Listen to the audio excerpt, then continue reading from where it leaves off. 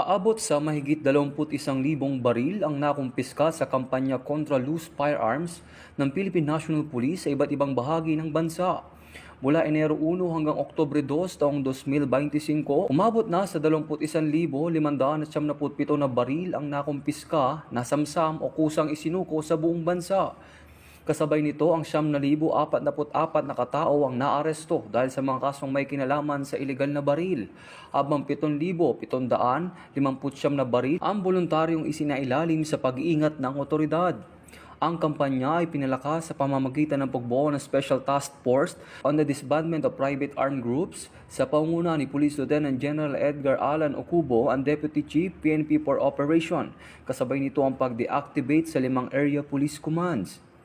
Patuloy na hinikayat ng PNP ang publiko na may pagtulungan upang tuluyang matuldukan ang banta ng loose firearms at private armed groups. Patuloy na tiniyak ng PNP na lahat ng operasyon ay isasagawa sa ilalim na umiiral at pagsunod sa tamang proseso ng batas.